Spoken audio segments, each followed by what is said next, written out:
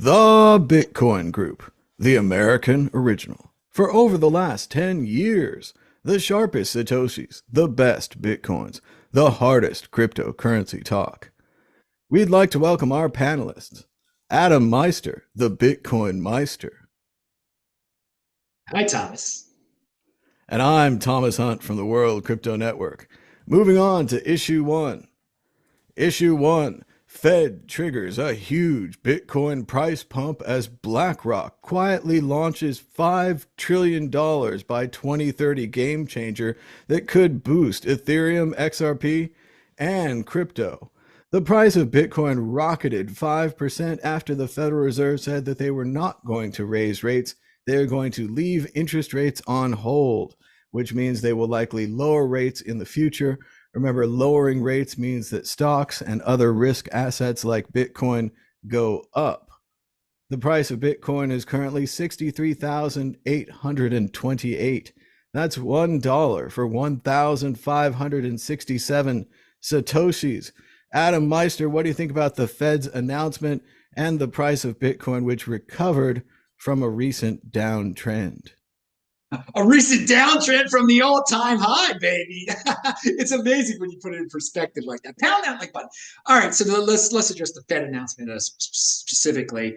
All the normies just, man, they are craving for the Fed to say or hint that the rates are lowering, because that means they can, quote unquote, blow their money on. You see, they're still a little scared. They're still a little scared of Bitcoin because they don't have approval of the powers to be to spend their money yet. They need, or to borrow even more money yet. So they need that reassurance. And I think it's going to, when they actually lower rates, and I believe they're going to lower the rates, it's going to be great.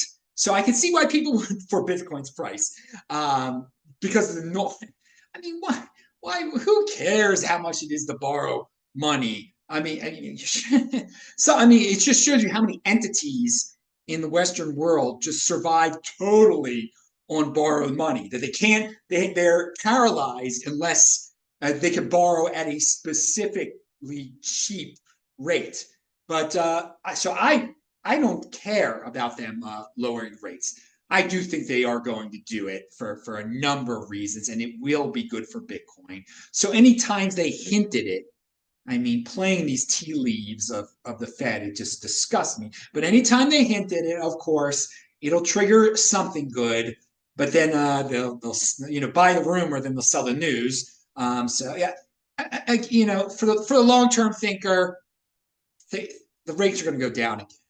And also for the long term thinker, we're not even past the halving yet, and we had an all time high. So if it goes down again to like 50,000, don't be disappointed. Come on now. 50,000 a few months ago would have been great and everything. So that's my usual take on the Fed. I think something that can't be denied from all of this is that the macro environment and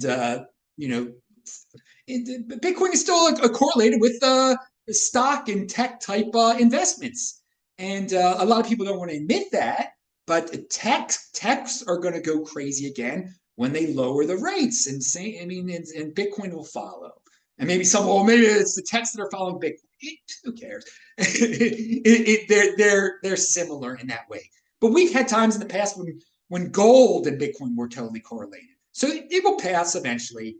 But for the foreseeable future, they're gonna lower the rates. Bitcoin will go up when they lower the rates. And rumors of lowering the rates will also make Bitcoin temporarily go. It is amazing how many things are affected by these rates. I know here in Las Vegas, I've been looking into real estate recently, and the realtor told me that because the interest rates are high now, people don't want to refinance. They don't want to buy new homes. They want to stick with their old loan that has the low interest rate. So it is fascinating at a large scale, like this giant Fed makes its decision and that trickles all the way down even to local real estate. But it's interesting how many people are always ready to tell you that you were wrong about the Bitcoin price. How many people have called the top, and for especially myself and Adam Meister here, we've seen this so many times where as hard as it is, and we all have to sell to live, we all sell to buy things, the price of Bitcoin always seems to go higher. There always seems to be a new top. It's always the best investment of 2020, the best investment of 2016. It's this same thing keeps happening again and again. There's a couple of bad years in there, but most years it's like, yeah, if you had Bitcoin and you held it. So as hard as it is during these drops, I'm not Mr. Finance. I don't know the market, much like that famous HODL message the guy put out on Bitcoin Talk. So yeah, I just hold on to what I got. And if it ends to the end of it, I have the same amount. Didn't make more, didn't make less. I've got the same. And like Adam was saying, it's been an all-time high once again. It can be an all-time high again. Wow. Like I always think it's that price. What do you think, Adam? Go ahead. Yeah, I wanted to say one of my famous sayings: Bitcoin always returns to its all-time high. Just remember that. So we with the all-time high now is 73,000. It'll be back there. I'm still get this huge smile on my face. I can't believe it happened before the halving. I mean, clearly everybody hates the some of the hardcore people say they hate the ETFs and the banks and all this. It's clearly because of that that we got to this all-time high so early. I mean that's the reason right there. Now, but in your commentary, also you said something about the $5 trillion BlackRock. What was that exact thing there?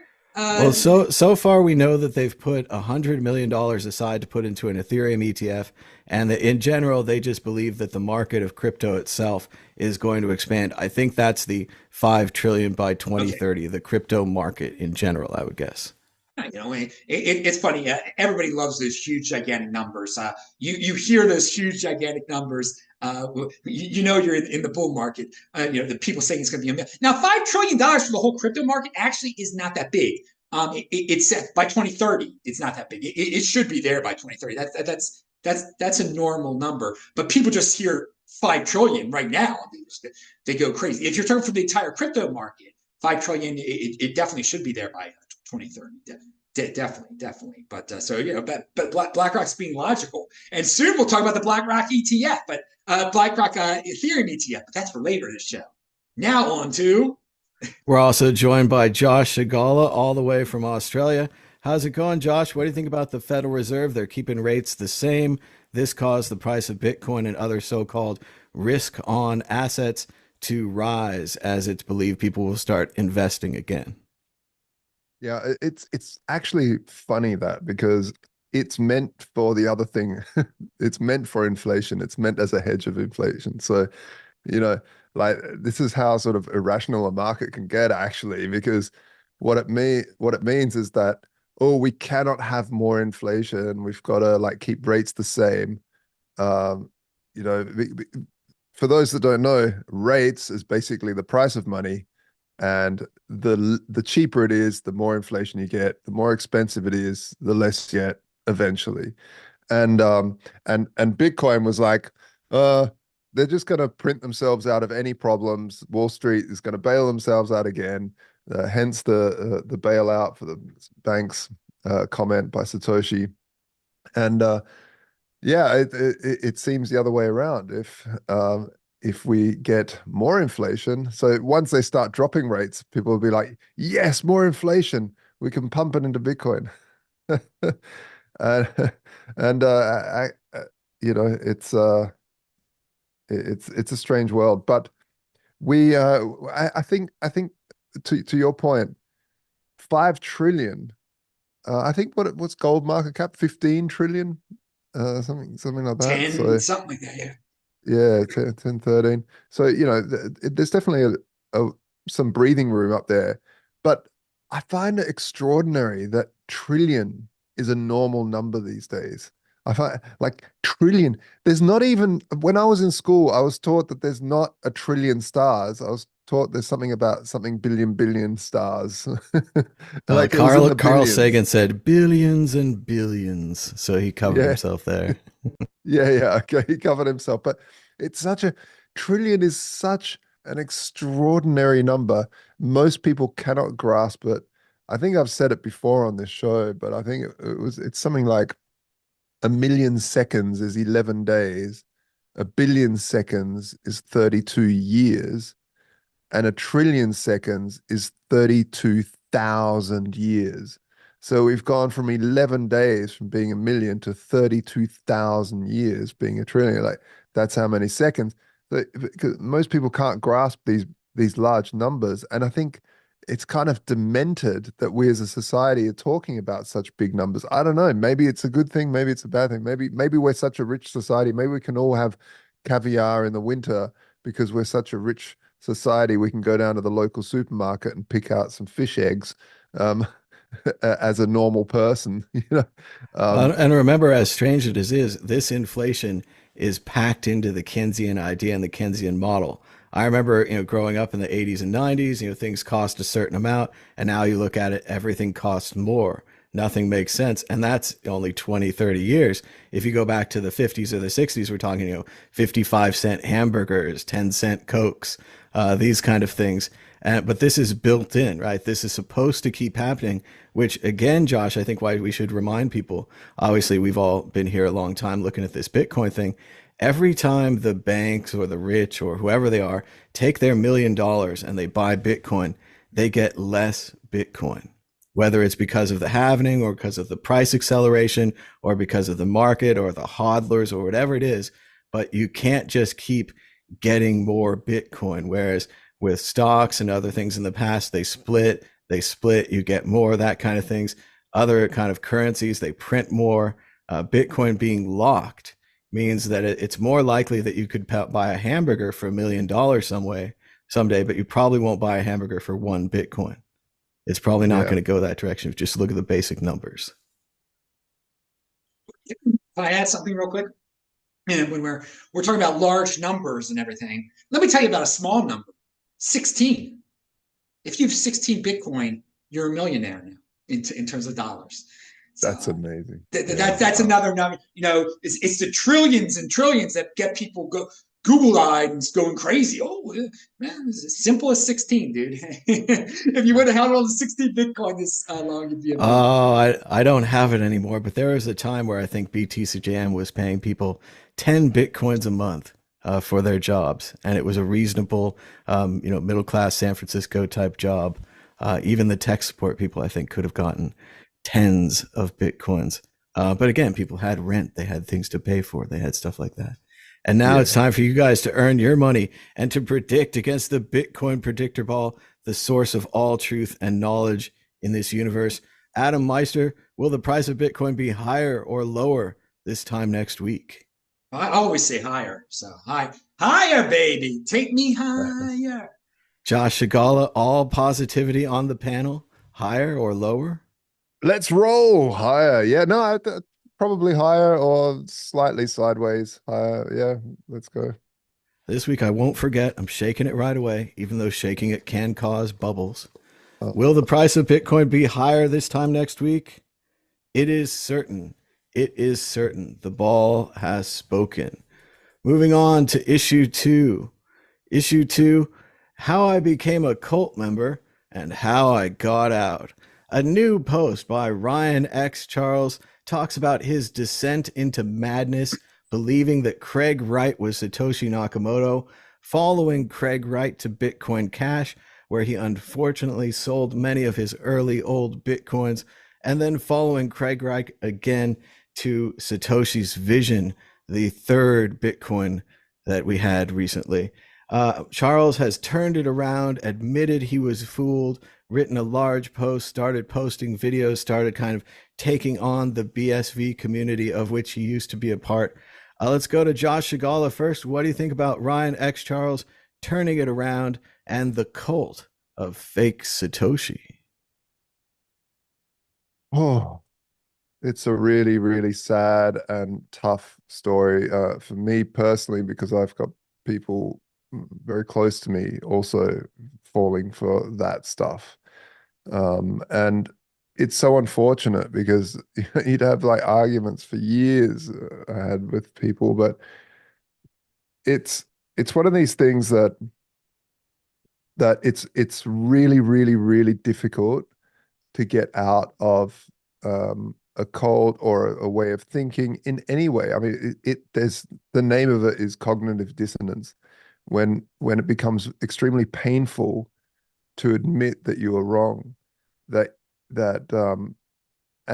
for Ryan, to publicly come out and admit you're wrong. Same with the other guy that he was like two IC there at Enchain. He came out earlier before the court case and said, "No, I've just this is all a scam." And it's tricky because you know Craig is one of these stories. Bitcoin is so extraordinary. Bitcoin and crypto is so extraordinary because there's such amazing stories that we all travel through. Some highlights in the history are the DAO, the original the DAO, where there was money trapped and you had a week to get it to, like a month to get it out because it's in a different contract and people fighting, and then you've got like Silk Road and Ross Ulbricht's case, and then you have OneCoin, and you have like, not that that was crypto, but it was part of the story there somehow. And this Craig Wright thing is I think one of the most craziest stories in the whole thing, because you have a guy so audacious as to go to the courts and sue people and build patents around. And I mean, and this is a thing that really scared me, was his patents. And this is why I took the court case a lot more serious than a lot of people and talked about it publicly too. Because if he had have won that court case, and I think even now, even if he hasn't won, there is stuff at play in terms of Enchain's patents. It's formidable. They have like 1,000 patents on all sorts of stuff, from how cold storage works to NFTs to, and this can get quite scary if you're an exchange or something like that, and you thought you were building on an open source technology where you could use the technology, and all of a sudden you're hit with massive licensing fees. It can really destroy you. Of course, at the end of the day, Bitcoin doesn't care. Bitcoin will just keep on being because there's 21 million of them. It doesn't matter. But there's a lot. There's some wacky stuff there. So I was like, oh, this is really fascinating. This thing. And Craig, going through this, and what was really weird about the whole thing, and why it was one of the most fascinating stories I find, is that there was a likelihood, it was a non-zero chance that he could have been, because he was there early.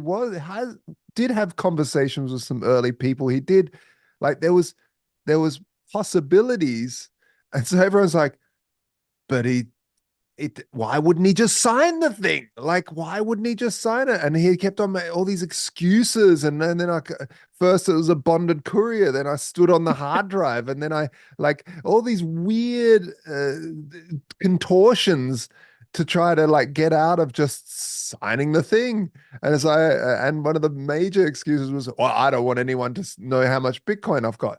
Huh? You're claiming you're Satoshi, dude. Everyone knows how many Bitcoin Satoshi has, pretty much, like, kind of around about a number.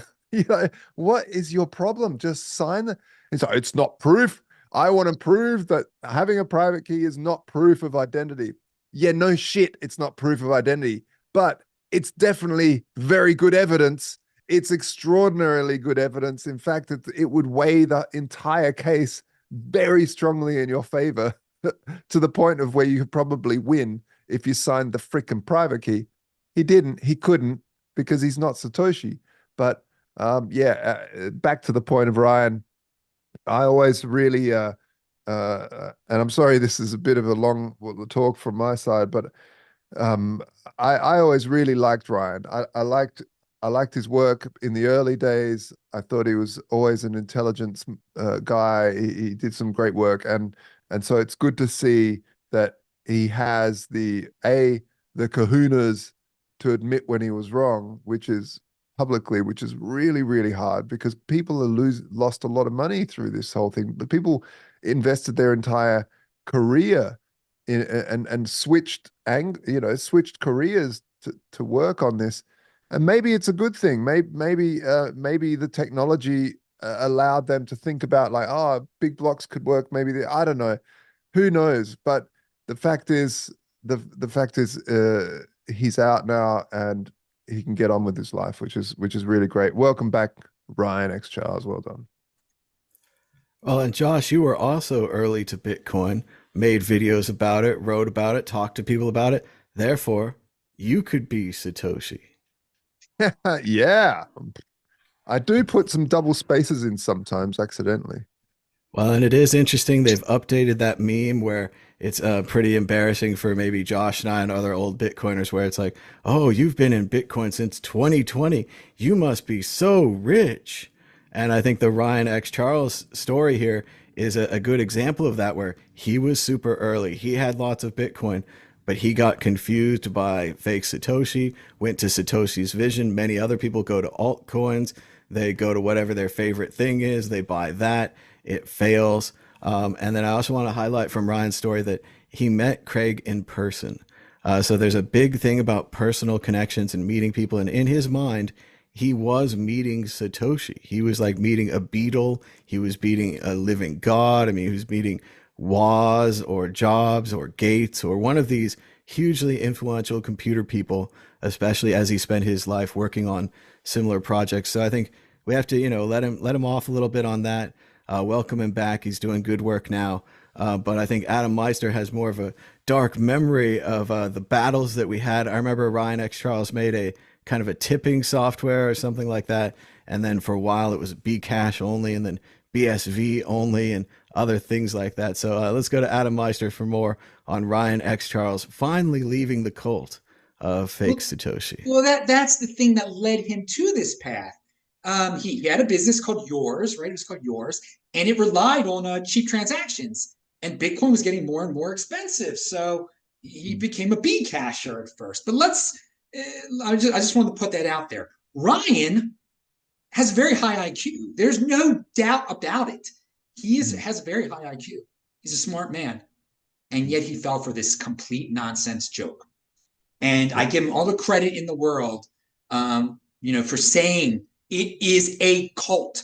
It is a cult. The way Faketoshi runs it is like a cult.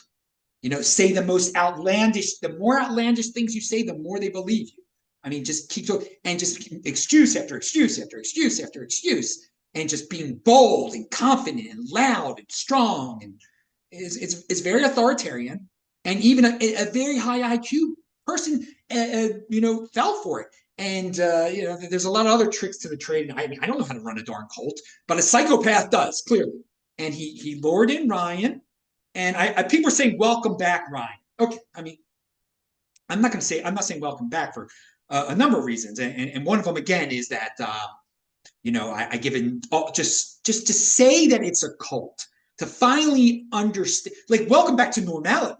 Welcome back that you are no longer, if you could say it's a cult, then you're not in the cult anymore. That's a great, awesome step and an example. And I think it is waking up some people. If you see in the and by the way, he said he lost a lot of money, a lot. If he would have kept all his Bitcoin, he doesn't know how much he would have. But I mean, he was alluding to hundreds of Bitcoin. Ryan would have now hundreds of Bitcoin, maybe even 1,000. I mean, Ryan was in it, but it's since 2011, I think, or something insane. Very, very, very early. He got big. And the only reason he doesn't have the Bitcoin is, it's his fault because he started believing in the Bcash thing. But then he just totally jumped on the BSV train. But he's got a tweet out there, Ryan, that right now, someone in the chat notified me of this. I'm building a new blockchain based on the writings of Satoshi Nakamoto. Okay, so I mean, there you go. He can't leave well enough alone. He's not back in Bitcoin. He's gonna build his own thing. Fine, build your own darn thing. But that's why I don't want to say welcome back, Ryan. But he should be praised immensely for just speaking out against this cult, and that is what it is. And so you see in some of the comments under his comment, people are saying, welcome back. I'm glad you're back. Finally, it's great to have a loud voice on this. But then there's some people that just keep on making up more excuses for Faketoshi. It won't end. There are some people that they can't. I don't know. They live vicariously through other people, I guess. And this is a lesson all of us can learn in the space. Okay, This is the first time people become tribal around money. All right. People didn't go, get in arguments about what's better, the euro or the US dollar, or the Australian dollar. There weren't vicious things about this. Is like hardcore tribes that wished like death almost and regulation against a so-called enemy, the other. So again, there can be figures that arise within the Bitcoin space itself that create their own cults within Bitcoin. So just be careful. Don't get into the Bitcoin Inquisition. Don't, keep an open mind. It's not a zero-sum game. You don't have to destroy everything. You don't have to worship a prominent leader. And you can lose your mind if you're a freaking genius. This Ryan is a smart, I don't know if he's a genius. He's a high IQ guy. He lost his ration. I would read things back in 2020. I just couldn't believe it. He would like say again and again, Craig is Satoshi, Craig is Satoshi, Craig is Satoshi.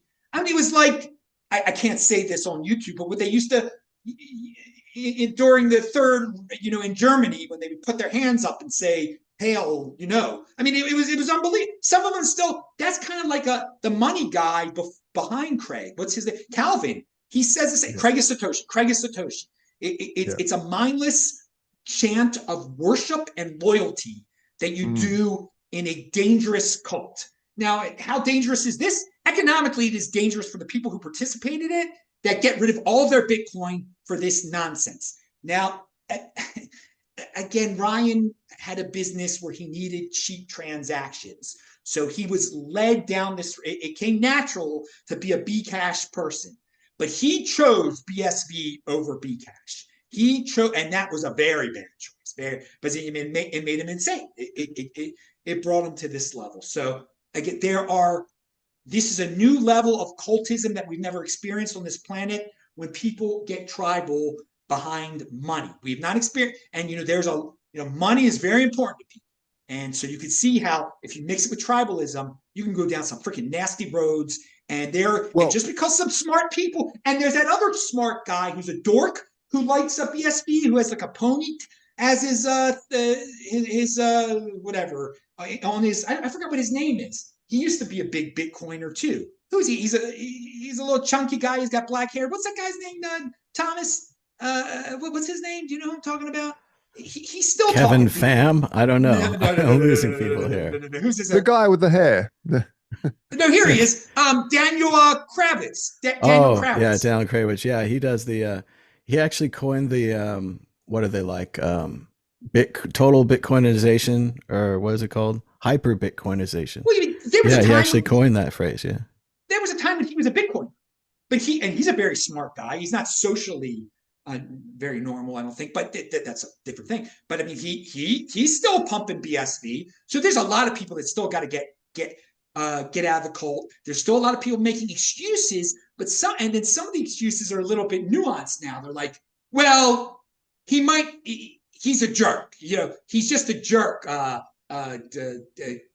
Just fake Toshi. And so and he lies sometimes. I mean, there's some people that are kind of like, they don't want to admit totally that they were wrong, but they still haven't fully come around. But the more the merrier that come out on this, so that it doesn't happen again. I do want to say that money does does attract cultism in terms of and viciousness. If you look at some of the big wars, could be put down to the fact that America didn't want oil settlement in some other currency. So Gaddafi, Hussein, who wanted a gold standard for oil settlement. So it can cause it in the traditional sense as well, where it becomes very nasty and you start sending soldiers. But I mean, obviously people that's debatable, whereas this isn't debatable. You can pretty much say, hey, this is regular individuals. Regular individuals are taking it very, very personally. If Ethereum does well, I mean, but Bitcoin and Ethereum can both do well. I mean, I don't. There are people who actually want the other. I mean, I've heard people say Ethereum is the biggest scam in the history of mankind, and that it should die. I mean, this is insane. That's cult. That's crazy cultism, man. That's just like, Yeah, it is. And the same with Bcash and BSV. It's not that we wanted them to fail. It's just we stopped talking about them and moved on to the next issue. We didn't yes. really worry about them, and it was up to them to promote themselves and make their software work and things like this. Exactly. And I've said this before to other people. And Adam, you put this really well.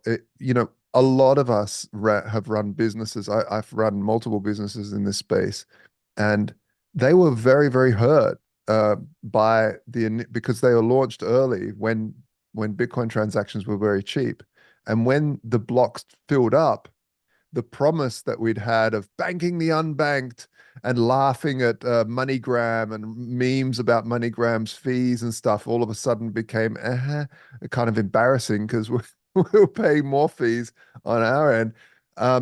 Then we were pissed off because as people that didn't fully grasp the nature of the blockchain, that it's cheap all the way. It's still cheap. It's still cheap. It's still cheap. Bop! It's expensive now, really expensive. And then, so because it's cheap once it fills up, it's not, and it can be cheap really close to the edge as well. And so, look, to Thomas's point as well, I don't mind people work, like, I like the fact that people work on big blocks. We don't know what's best. Like, I feel at my heart that layer 2, layer 3, these sorts of ideas are best. If I work through it logically, for me, that is the best way to scale.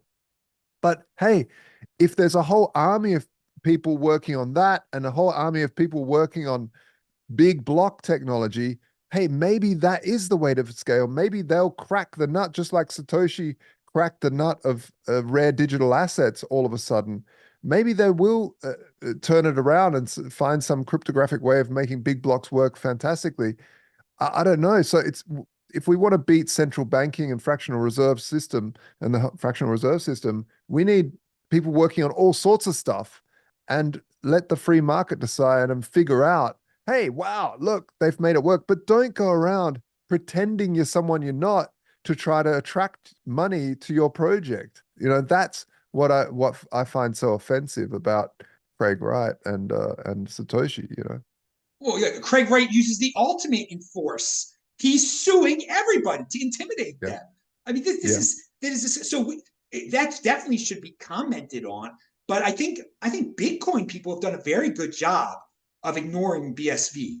There's a lot of Bitcoin people that are obsessed with Ethereum, but there was no one. I mean, the reason we would keep hearing about BSV is because these cult members would come into our chats and everything and just, Craig is Satoshi, just post nonsense after nonsense and just trolling and stuff. But they weren't exactly trolling. They really believed it, type of thing. So it is a weird little corner of the space, the BSV thing, and it just won't die.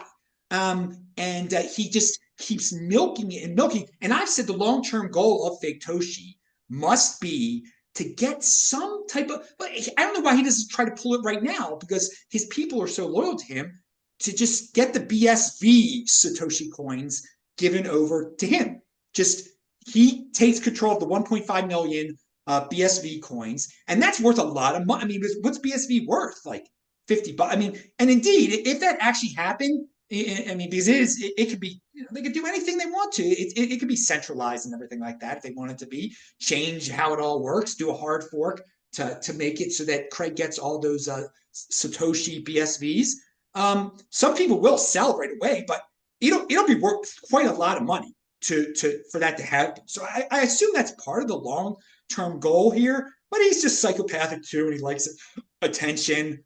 I mean, this is the greatest BSV story I've ever heard now. That one of the biggest cult members left. And I think that so much positive and so many lessons can be learned from it that are going to be very productive. And just another interesting aspect of it, in 2017, people were very disappointed. I mean, Roger Ver was the first one to take advantage of that people were angry that the fees were so high. And I mean, Roger really believed in it hardcore, that he did what he did. So it is almost a natural inclination of some of the people who went that route to follow a strong leader. Because Roger was a strong leader, but Roger wasn't. I mean, it's there's no comparison comparing Roger and this dude and fake Toshi. It's just No, it's fine to believe in bigger blocks. It's fine. If you believe in bigger blocks, build the technology, do it. We're all technologists. We all love experimenting with technology, but don't go around pretending you're someone you're not, and having an affinity scam is really what it's all about here. If Roger teetered on the affinity scam. Roger, what he tried to do was say, we are the real Bitcoin and you're not. So, and that I didn't like that because he was tricking new people into buying that Bitcoin Cash instead of saying we are an alternative that has got cheaper fees and we're a fork, and admitting technically to all that. Instead, it was also like that, but also, I wish Rogers BCH all the luck as well, and success. I don't care. What I care about is people not being scammed with an affinity scam of thinking they're investing in something when they're not really investing in that. It was really low, and it could have been a technical disaster, as people could have withdrawn Bitcoin thinking it was Bitcoin, and really it was Bcash. And the way it used the same address structure and all of that was pretty awful. But I agree with Adam. I think that fake Satoshi wants the fake Satoshi coins from BSV, and I'm surprised he didn't just take them when they forked off. It seems obvious that he forgot his key, or a dog ate it, or there was a boating accident. And we all know Bitcoin just gives you your money back if you lost it. That's the kind of system it is that Satoshi created. So of course Satoshi would expect that from the system that he created. And I think that's about it for this topic. I want to say I met Ryan X Charles a couple of times at Purse. He was friends with my friend JJ and seemed like a cool guy. Again, before the whole BSV and Bcash and all of that happened, we were all happy Bitcoiners, even Vitalik back in the day. But moving on to an unhappy Bitcoiner, issue 3. SBF says that the proposed 50-year sentence casts him as a depraved supervillain. Crushing Sam in this way is unnecessary, said lawyers for the former FTX CEO. Meanwhile, Ross Ulbricht, aka the Dread Pirate Roberts, was sentenced to life in prison in a federal court. Adam Meister, what do you think about SBF saying that his sentence is too long? All he did was lie, misuse company funds, allegedly, and destroy people's retirements, make them lose all of their money, not just some, but all. I think some. Well, I still haven't met anyone that lost money there. I'm still very curious about this situation. Who were the people who lost the money? And I've been in this space. And that was last time I was on your show in October. I said the same thing. I don't know anybody who lost money over there. I don't know anybody who ever used that exchange. Don't know a person. And I know a lot of people. And so I theorize that he ripped off some very, very wealthy people. He made some deals with them, but they're not even speaking. Tom Brady had some deals with him with the advertising and everything like that. And was it Tom Brady? Was somebody famous? So I want to hear some real victim impact statements here. And I'm sure the court will want to hear them and just see how people were hurt, how much money did people get back, how much did they really lose? Because you've heard all this, in terms of fiat. I think people are going to be, what they put in, they're going to get back. Now, what they put in Bitcoin, are they going to get back? I don't think they are. But so we're talking about 50. They want to put them in 50 years. Obviously, to set an example, I would assume. It probably is. That sounds like a lot for that dude. He should go to jail for what he did, but I'd like some more clarification on exactly what happened to the victim, who the victims are, what exactly happened, specific victims, and why I don't know anyone who ever used that exchange. So, I mean, I know a lot of the trading on it was fake, probably like 90%. I don't know. I mean, one can only imagine here. So I'm not making it up. He did a very bad thing. I mean, he took customers. You're not supposed to take customers' funds and then use them to fund your pet projects and stuff, and whatever the heck he was doing. And that is a crime, and he should be punished here. But did everybody end up getting their money back? Who was it? Little old ladies, or was it Tom Brady? And did Tom Brady have an advertising deal that was part of the agreement that he got ripped off on? I mean, there's a lot of there's a lot that I mean, I'm not that interested in the story personally, but there's a lot more that can come out. I think a lot of people just like to say, "Oh, look, it's crypto. This is what happens. Another crypto criminal." Well, let's get into like what exactly happened. What exactly happened? I think that would be better for all involved. So at this point, I think 50 years seems like a lot. It is interesting, Adam, the different market segments that people are in. Remember the OneCoin scam? I never knew anyone that was into OneCoin, but they spread it through this multi-level marketing technique, and they had seminars, and they attracted people, I don't know, get rich quick people, investment seminar people, those kind of people.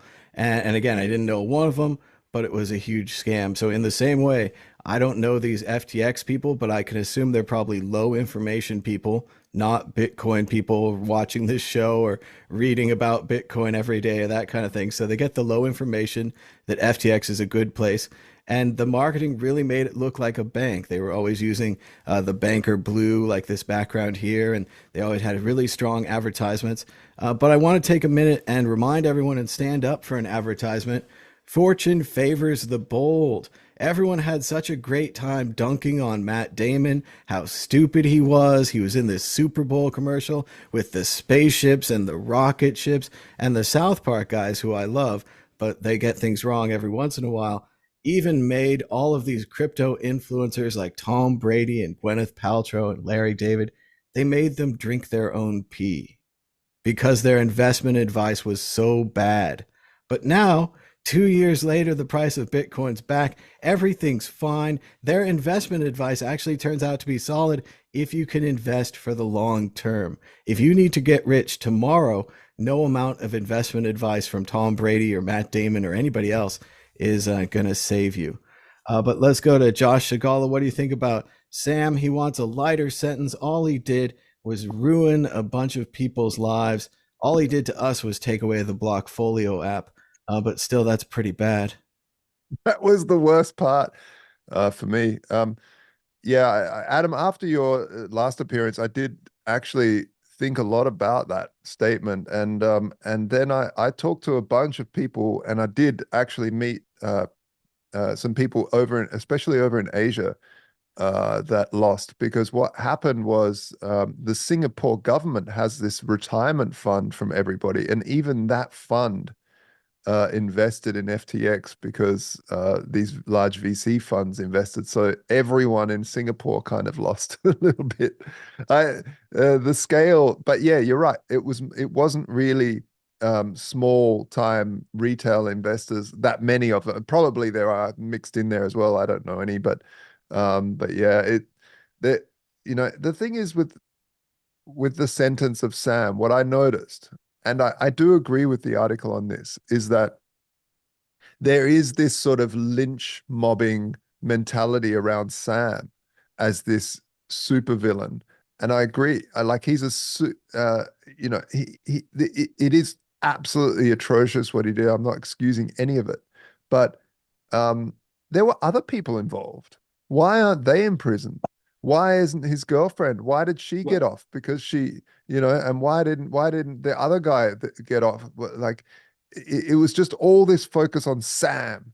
And this is typical human behavior. It's something that humans seem to do a lot. They like to, when something bad happens, focus on the one person and not all of the other people that actually helped out in the situation. And Well, to be fair, he did benefit from this on the way up. On the way up, he was the lone genius, and he was a weirdo, and he had weird hair, and he dressed casual, and he had a Honda Accord or whatever it was. So he benefited from this appearance. But then now this other appearance where he's lost control of his hair, he's lost control of his outfit, he's being forced to wear a suit in many court situations and so forth. The lone genius thing doesn't work out on the way down. I do agree, Josh. yeah. We do this to everybody, I think, in the Steve Jobs movie. I think Jobs felt the same way. Like, I have made Apple Computer for you, but I didn't make enough money for you lately, so you're mad at me, stock market, and so forth. Yeah, when really it's a whole team. The same with Elon Musk. Elon gets all this praise and everything, but which, he's a very smart guy. He knows how to employ the right people. But man, he's got a team of absolute excellence around him. And that's what builds this thing. Just as in the inverse, Sam has a team of absolute nuisance and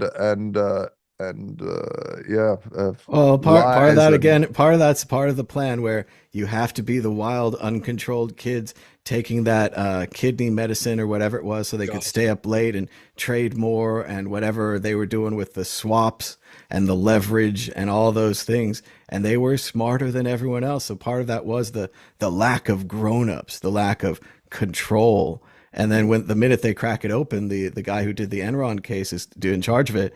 He's like, there's no financial controls, there's no systems, there's no organization, there's no company here. And that again, that was the kids in control. Adam, do you have more on this? They were using Excel spreadsheets for their finances. It was hilarious.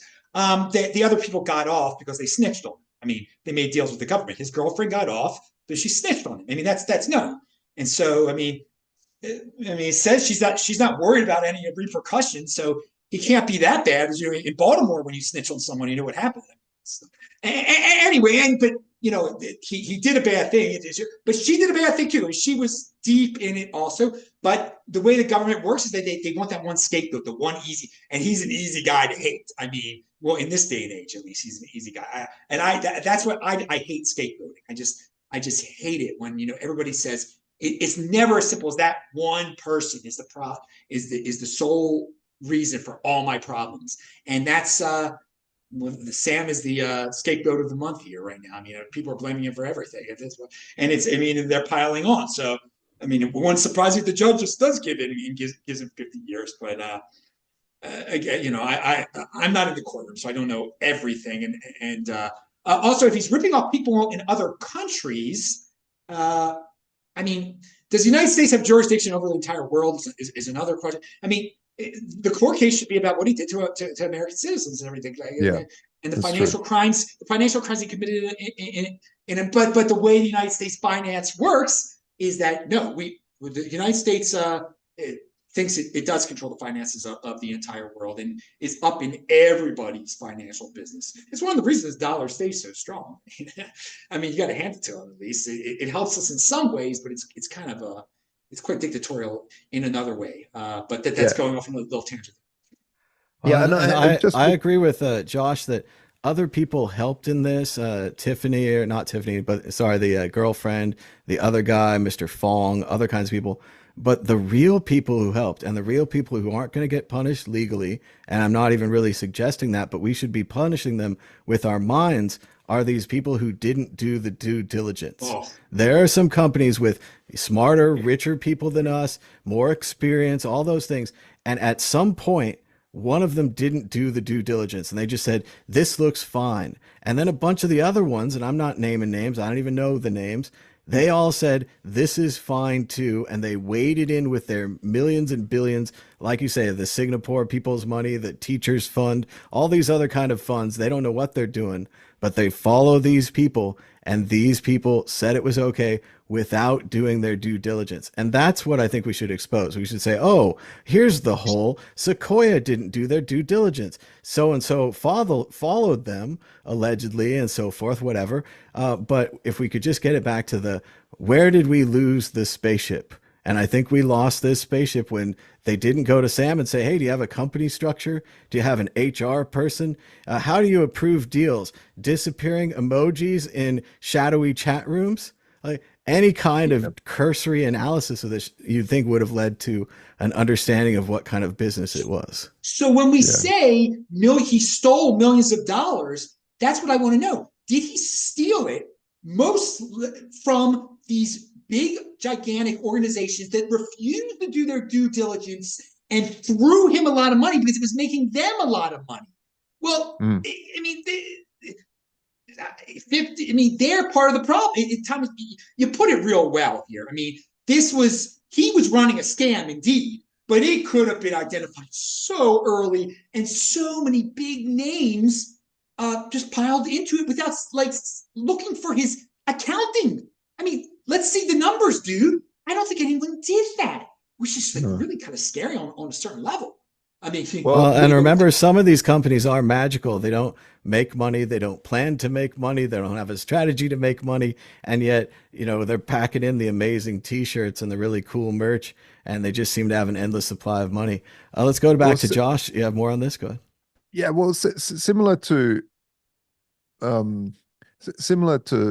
Craig Wright, it's this sort of authority investing thing where you're investing in an authority. So I think that Sequoia Capital should have been held over the coals for this, because they were allegedly, I think, the lead investor in FTX. So when Sequoia invests, you don't even do your due diligence. If you're another VC, you're like, what, Sequoia's in? I'm into. Yep. How much are you going to put in? What's the return? Okay, here. How much did Sequoia put in? And you just follow. And this is what Sam played at, is that whether he did it on purpose or not, I think the game was like getting rich off of this kid who's this genius philanthropist who's well connected too. And so yeah, like Sequoia, why haven't they been taken to court about this? Because they didn't do their due diligence, there was this cascade of other large institutions, Rabbit Finance, or like so many. And what happened there? Why didn't anybody else take Sequoia to case about this? I think it's a really important question. And I think in the future, people have to realize that VCs are the dumb money. They're not the smart money. They are the dumb money, and they follow, just like why Bitcoin businesses can't get financed in the bear market, because it's the dumb money, and the dumb money doesn't want to invest in things in the future. They want to jump on the hype train, just like retail. And so, and that's what they did. They jumped on the hype train. What Sequoia's in, I'm in. And yeah, that's what I want to say about them. It's a miracle that any of these startups work at all. I've also heard, like Josh is saying, of VCs who just wait to be like the 10th investor. And there's already 9 investors in, and all the big names are there. And they show up at the end with the last 100K or whatever, the icing on the cake. They never take any real risks. And even then, if you look at this or you look at other startups, pets.com, other disasters, they don't really know what they're doing. And oftentimes they're fooled by a great presentation. And you too could be fooled by a great presentation at worldcryptonetwork.com, where we've got thousands of videos all for free. Our first video is 10 years, 3 months, 11 days ago. And you could watch it for 3 months, 18 days, and 15 hours straight without taking a break. That's a really long time. Moving on to issue 4. The SEC is waging an energetic legal campaign to classify Ethereum as a security. Meanwhile, BlackRock aims to launch a tokenized investing fund seeking the SEC nod for the BUIDL token, or the BUIDL fund, on Ethereum. And they're saying that BlackRock's head of digital assets says, for our clients, Bitcoin is overwhelmingly the #1 priority. So the SEC wants Ethereum, and BlackRock wants it as well. Adam Meister, what do you think about the SEC and BlackRock and the possibility of an Ethereum ETF? I just love how like the first comment under that Ethereum tweet, and everyone their second comment, you can see it for yourself. It's some Bitcoin guy just saying Ethereum is, I'm not gonna say the word S-turd, is a, it talks like a little child there. Look at the Bitcoin therapist. That's his intelligent reply. I mean, it's an embarrassment, and that's what we get. I mean, who you should be happy with Bitcoin, man. You should be. Why do regimes change in the United States? Okay, maybe this SEC will act. I don't think the ETF is going to get approved this time. I think there will be an Ethereum ETF. I mean, these gigantic corporations are not, applying to it because they don't think it's not possible one day. It's possible.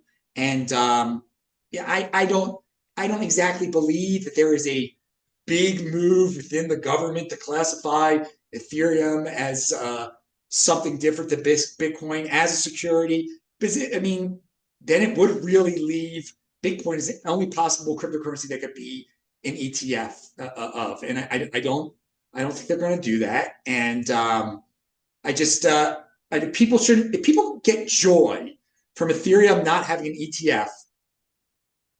I mean, I feel bad for those people. I don't get joy from it. I don't see why are you stifling financial transactions and stuff. It's a totally it's just ironic that some Bitcoin people like that guy just calling it a turd.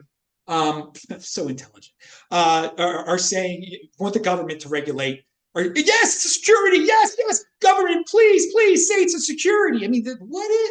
And you're in Bitcoin, dude. I mean, Bitcoin is like the original money that's not controlled by any government. Yet you want any possible competitors to be killed by the government, and Yep. this should not be celebrated if it actually happens. Because let the best coin win. Let the best one win, and we should.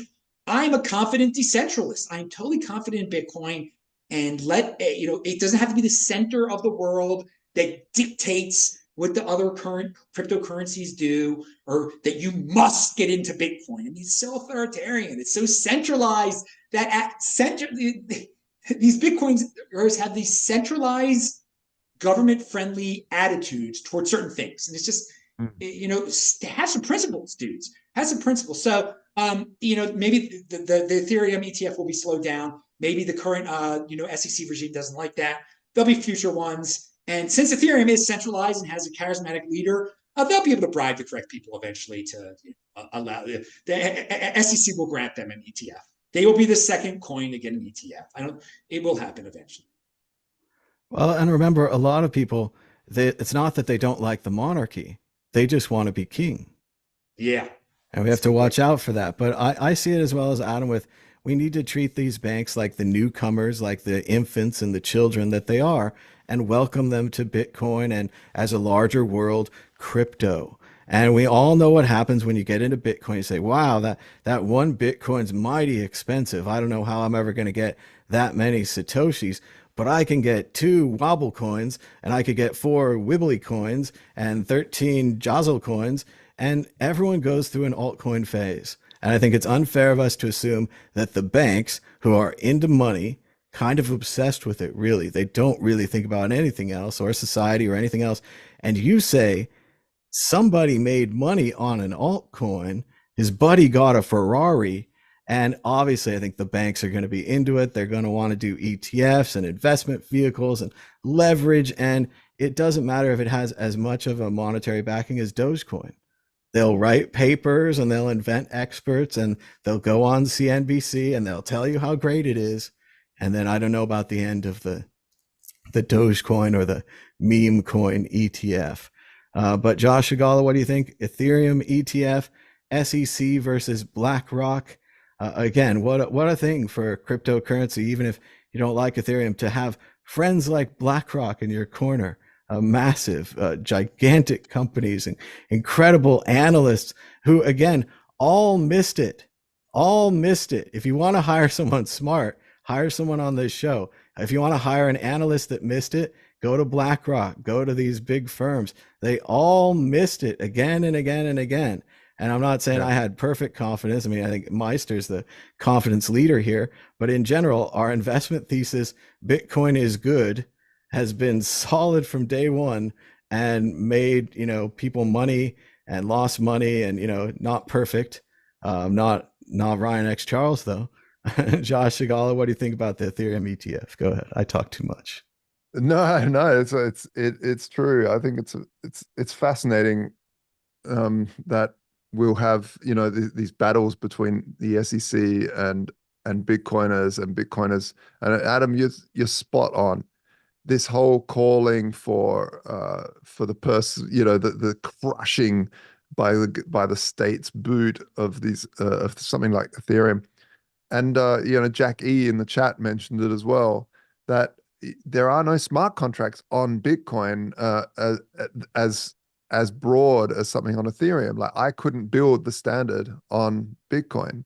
It just I would love to, but at the same time, I don't want to destroy. I don't want to upgrade Bitcoin because it just works. Because if Bitcoin fails, everything fails. We see it on the charts. As soon as Bitcoin bleeds, everything bleeds.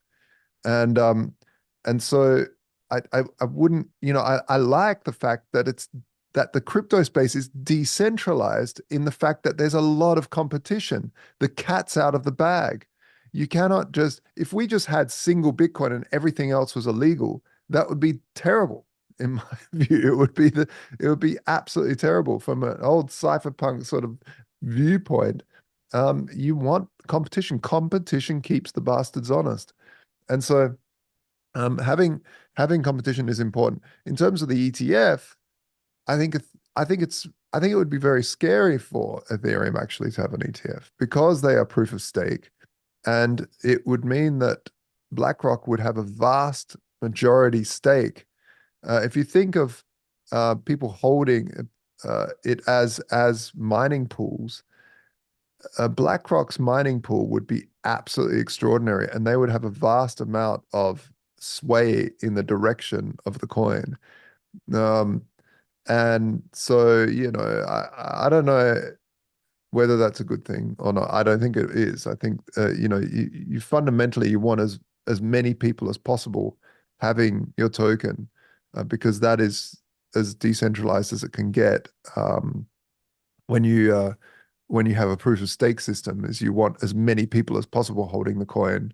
You want as much distribution. And I think this has always been my thing against proof of stake, is that generally you can be like, for instance, you can take all the money in the world and be some sort of like extreme socialist freak who divvies it out perfectly evenly amongst everybody in the world. And I can guarantee you that within 6 months, and probably less, the same people that are super wealthy now have way more than everybody else because they just understand, or even have a will to want to collect money, and pool it. And that's the same with I know people that are surfers. They don't want money. They're not interested in it. They just want enough to have some fruit to eat, and then go surfing all day. They don't care about it. And there's people that are obsessed. They want more of it. And this is the problem with proof of stake. It builds towards these people large reserves, and they have more sway. Now that's fine if there's enough of those people, because that's still decentralized. But if you get something like BlackRock that collects a vast amount, I think it could be a dangerous part of the game. So yeah, that's just my point of view. But yeah, they'll get an ETF. They'll get an ETF. I think you're right, Josh. I think we have to appreciate and understand the attitude of these conquerors, because they've conquered before, right? If you look at every new technology, radio, printing presses were democratizing medium. Anyone could have a radio station. Anyone could have a pamphlet. Someone would read it. The early internet blogs and web pages were democratizing. Anyone could have a web page. Anyone could have a blog. Now it's all medium. It's all Facebook or Twitter. It's top-down control. But it's curious to see if it's going to turn out for them in Bitcoin, in this decentralized tech, the same way that it's turned out in every centralized tech, right? Centralized tech, you move in, you monopolize it, you make it easier to do Facebook than to do your own blog, easier to do Twitter, more benefits and advantages.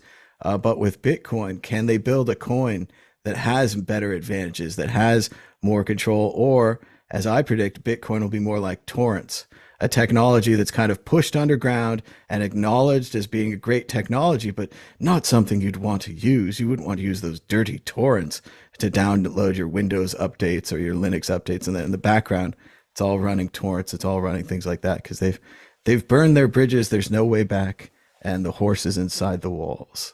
So it'll be interesting to see how much they commit to Bitcoin and how much they continue to fight, caught in one of those nets. Moving on to issue 5. This is a long article, way too long.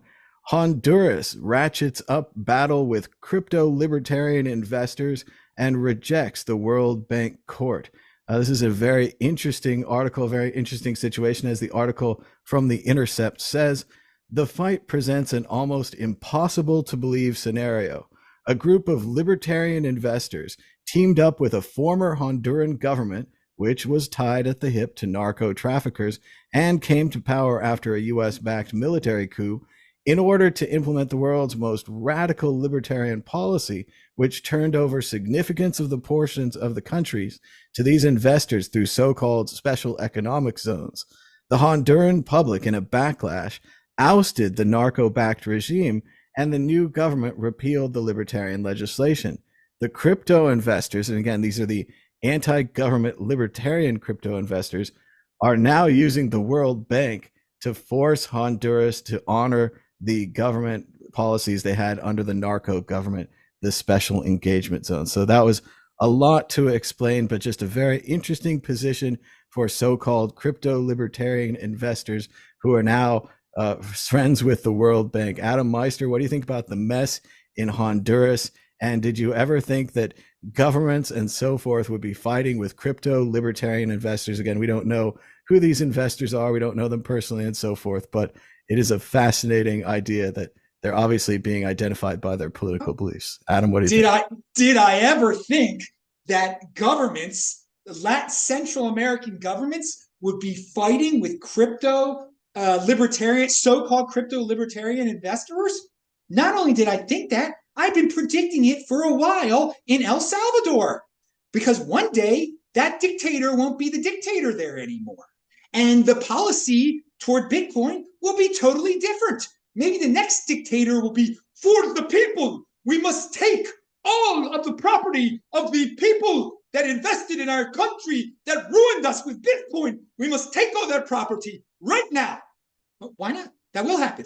And we will make an example of this guy named Max. Well, no, you can't do that to me. You can't do that. I supported the dictator, even though I was supposed to be a libertarian, blah, blah, blah, blah, blah. I support dictators in Iran, too. Oh, my God. You can't do this to me because I pretend to be a libertarian. Dude, people need to understand, in these countries, it might seem like a freaking dream right now, okay? There are some shady, shady dudes there from the West and from that are native there. And they might make it seem like your libertarian playground for now. But things change real quick. Look up some history. Just Google Central American coups, okay? So, of course, an unstable country like Honduras is going to, if the government changes, they're not going to care about free economic zones anymore. So then you look like a complete hypocrite when you say, no, the government owes me now and I'm going to, this other government should use its power over the old government and give me what's my, dude, it was totally a risk on your part.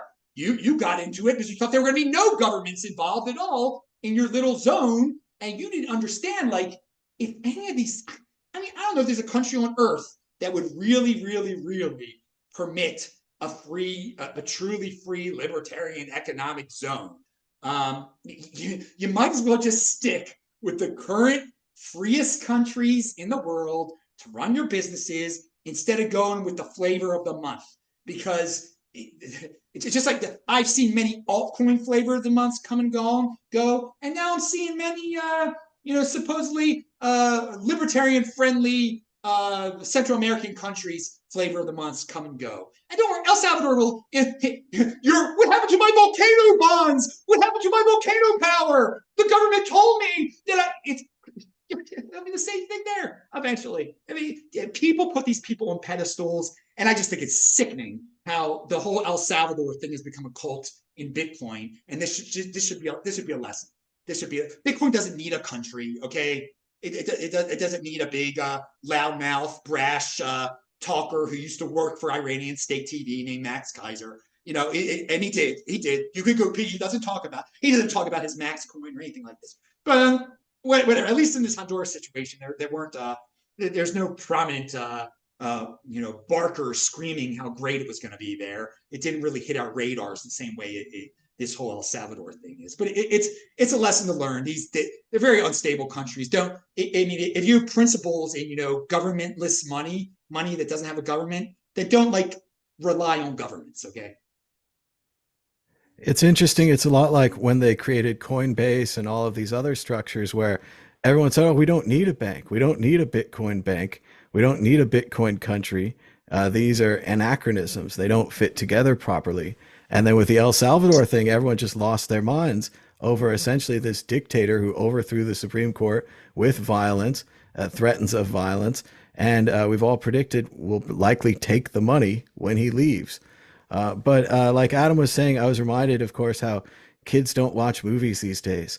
And they probably haven't even seen The Godfather 1, let alone The Godfather 2, in which the exact scenario that we're talking about happens. They're in Cuba, and 1 minute it's a glorious party, and the American capitalists and mobsters, basically, as well, who are aligned together, are chinking champagne, and it's so great. And the next moment, boom, the revolution starts. Castro there, Michael disappears. Other people are stuck in Cuba. They don't have the power that they had 10 minutes ago. And it can happen that fast. And that's what's been so amazing about the United States for the last 200 years. And I hope that it continues, is that we do have this peaceful transfer of power where power is exchanged through a democratic medium, which gives you more stability for your contracts, because that's the core problem here. Like Adam was saying, these libertarians had contracts with the previous government, and when the new government came in, they did not honor the old contracts, which I've always said about all this blockchain land distribution, and we're going to put the bills on the blockchain and we'll prove that we own it. We obviously know the major world disaster situation where people are fighting over thousands of year land, and you owned it thousands years ago on the Bible chain, and I was on the Torah chain and the other chain.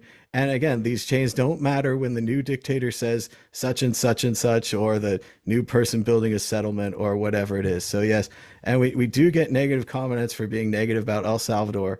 I want to respond. I try not to, but oh, which dictator worked out for the people long term? Just let me know. I'll wait. Stalin, Mao, other ones. Which one worked out for the people long term? And I wish the best for the people of El Salvador, but I just don't think it works long term. Let's go to Josh Shigala. What do you think about the crypto libertarians? And it might be crypto as like a mystery if they really are libertarians, or perhaps all kings turn out this way, and power corrupts, and absolute power corrupts absolutely. Well, I've actually got friends in working on this. Patrick Friedman is a friend of mine. He's the grandson of Milton, and it's Pronomos Capital who set up or helped fund this. They're backed by Peter Thiel, so there's some big names in this project. And originally it was from seasteading. Patrick's thing has always been seasteading and building startup cities to try different capital structures, to try different economic structures in different places. And seasteading seemed like the only way, because every bit of land's taken. And then some libertarians have tried to say, hey, there's this little piece of land like Liberland. It's like a little bit of like land that no one wants, so we're going to just stake it and take it. I find it really a fascinating venture to build startup cities, and I really like the idea. But yeah, that's a big part of the business plan is hey, what happens when the government goes against the contract? Because that's the only way to get land, is to have a special. I don't know. Roger Ver was also in talks with different countries, some other more developing countries, to say, hey, allow us to have this land. And I know that one of the major things, though, so I don't know if this article is very, very trustworthy, because I know my intel inside is that they were allowed to do anything on this economic in this economic zone, but they weren't allowed to produce or export or any just sort of drugs. So from this special economic zone, That was their only caveat to but you're allowed to do everything else. So I think that was sort of fascinating, and yeah, I'm not sure what's going to happen, but I really like the idea of startup cities. I like the idea of, hey, we've now got competing economics. I just don't like when countries have like, hey, we're going to try communism and we're going to put everyone in prison if they don't like it. This is what I don't like. Yeah, it's fine to try out communism or socialism in your little area of the woods. If it goes well, hey, you're fantastic, well done. And if you voluntarily went there to enjoy this system that they're building, good on you. Yeah, it was a very fascinating system, Prospera. I would still like to check it out sometime if it's still around. I don't like the use of force to make it happen, but to enforce a contract is important. If you've made a contract, hey, they're going to go and find a strong arm. Can I add something here? Yeah. The seasteading would be the way to go. I think is the lesson learned from this. Don't rely on, as I've heard of Mr. Freeman before, and I didn't know he was in this. I've heard about the seasteading thing, and I think that's cool. I think that it's cool as anything. And there, no one can renege on you. I mean, you got to just build your own thing in the middle of the ocean. I mean, it's hard. That's really, really hard. And that's why it would be tempting just to get some land in desert land somewhere or whatever. But so maybe that's a takeaway that these libertarians should, obviously in the article they try to associate it with drugs and everything. I don't, who knows what anybody's associated with. I don't like, they could have just stated the unemotional facts and everything like that. That when a government changes, you're going to get screwed. But here is a comment from the chat here. This is a new level of disgusting to compare Bukele to Mao. A new low for World Crypto Network. Actually, it is not disgusting to compare Bukele to Mao. Now, let me tell you, there's a guy named Alejandro, and I had a show about this on my channel where Benjamin Dichter was on my show. You can look it up. He's got all the information that's going on in El Salvador. Alejandro was like the number 2 guy to Bukele, and there was a disagreement. And Bukele had the guy, well, all of a sudden, Alejandro ends up beaten to death. Beaten. You should see the picture of his swollen head it's disgusting. And it got very little coverage, and no Bitcoiners talking. We're the only Bitcoiners talking about it. So, comparing him to Mao on that level, there's some comparisons there. Having your former friends killed. Okay, being paranoid of everyone. Like it reminds me of that kind of dictatorial type of leadership where you start killing in Russia, all the guys that surrounded them in those pictures start disappearing, the inner circle. So yeah, he got someone, apparently had someone killed that used to be in his inner circle. This is what happens. So comparing him to Mao, no, it's fine. It's fair comparison. Yeah, one thing that really disturbed me about the whole Bukele thing right at the start, when there was murmurs of starting to bring Bitcoin in, and then they did. The thing that upset me was there was anti-Bitcoin demonstrations saying, "Hey, da, da, da," and there was one guy particularly got arrested and thrown in prison, and his computer destroyed, everything taken from him. And I thought, man, that's just terrible. Like, as much as I love Bitcoin, if you're anti-Bitcoin, go for it. You should say your piece. You shouldn't look, throw violent criminals in prison for sure. Throw murderers and thugs.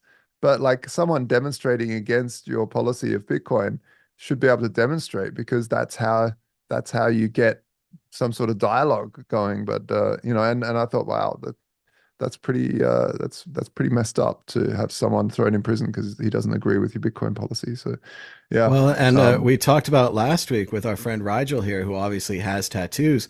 They threw anyone with tattoos in jail.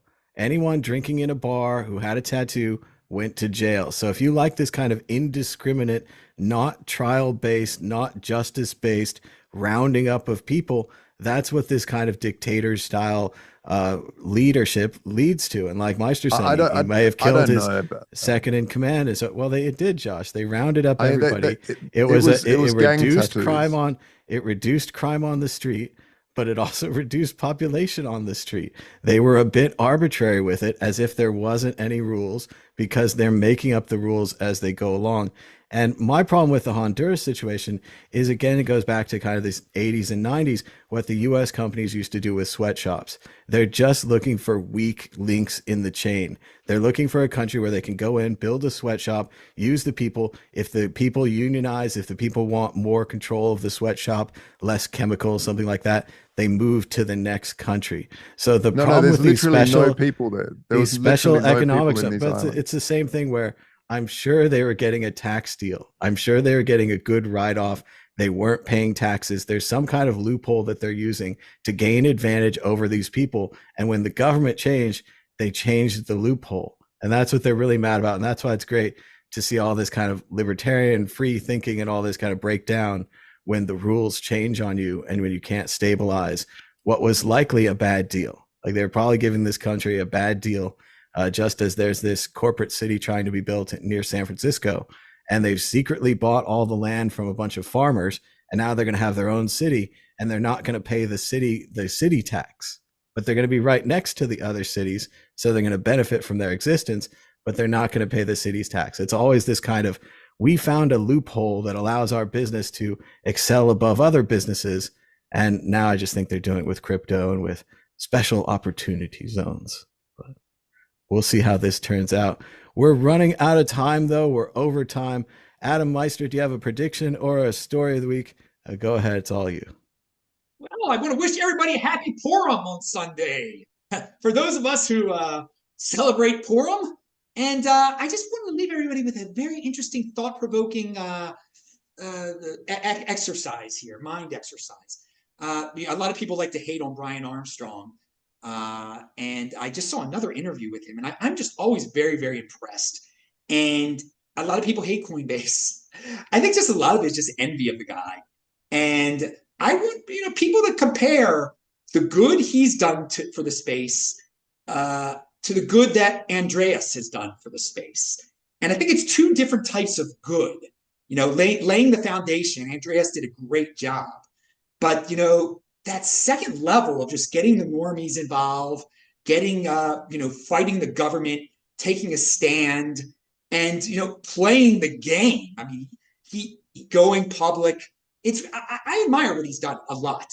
And I think an argument could be made that maybe in the long run, when people look back, people will say, Brian Armstrong did more for Bitcoin than Andreas Antonopoulos. Not that Andreas didn't do anything, but Andreas clearly has his weaknesses too. No one is perfect. No one's going to agree with you on everything ideologically or politically. And I think a lot of people let that get in the way when they attack Coinbase, when they attack Brian Armstrong. But I've been impressed by Brian Armstrong's interview with Lex Fridman, which was about a year ago, and just the recent one by the Hoover Institution, which I actually retweeted. I think he's a very smart guy, and he's got a plan, and he does stand for some very good things, and he wants the best for Bitcoin. I think a lot of people spaz out because he doesn't always say the word Bitcoin.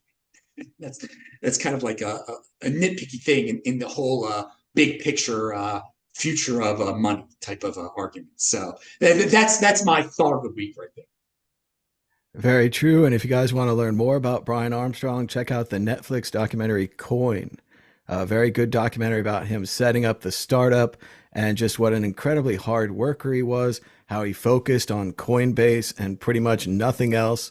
He had a mono focus, as well as many people on his team. And as Adam was saying, so many of us bought our first Bitcoins on Coinbase. So many turned people on, said, hey, check this out. It's a legitimate website. It links to your bank. It's not going to steal all your money. And that's in the wake of Mt. Gox going up. And everyone's saying every Bitcoin exchange must be Mt. Gox. Coinbase has never Mt. Goxed, although they have problems and so forth. They've never completely flipped over. Let's go to Josh Segal, a prediction or a story of the week. Go ahead. Yeah, I just agree there with, everyone shits on Coinbase. While I've never used Coinbase, I'm not a Coinbase customer. I don't really, I do think they've been a good player in this thing. Although they have like, handed over documents to the IRS and all this sort of thing, but they have to play ball. They're a big company. So, and if you're a Bitcoiner expecting a big company in America not to play ball with the government, then I got a bridge to sell you. Like it's not it's of course it's going to happen. So and they've never been really massively hacked, I don't think. Well, they've definitely not been hacked to the point where they've been brought down.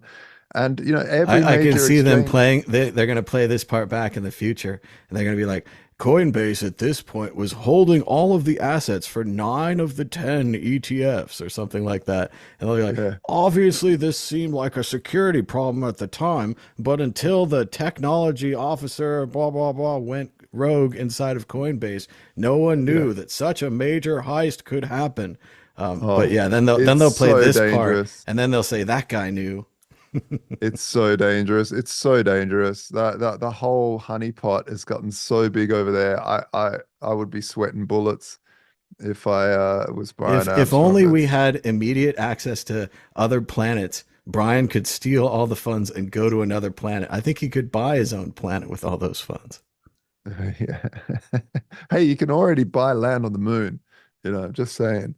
But yeah, the story of the week, I don't know.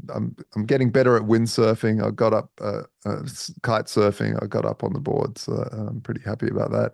And yeah, built some new things on the standard. You can now delete your smart vaults if you're not into them anymore. So that's really cool, and you can send them to each other without paying them off. So it's really great. And yeah, check out the standard because we've got. Oh, by the way, this show is sponsored by the subscribe button. And for this week only, there's a good deal. You can hit that subscribe button for free. So yeah, go and do that. Um, and yeah, that's my story really. Nothing really much to say. That's very cool. And you guys can check out Josh's work at thestandard.io. Also, shout out to Adam Meister, the Bitcoin Meister, for being here. People can just Google your show. Adam, is there anywhere specific they should follow you? At TechBalt on Twitter, something like that? Yeah, it's well, Shabbat Shalom, everybody. TechBalt on Twitter. Yeah, that's the best. I put everything up there, and you'll see the recent interview that I retweeted with Brian, I think from yesterday or something. Well, and it's very cool to have Adam here. Also for Josh to get up early and join us in Australia. It's great for you guys to join us and to keep this show going. And thanks to everybody for joining us at home, giving us the thumbs up, push and subscribe if you haven't already. And until next time, bye Bye bye. Bye bye. bye.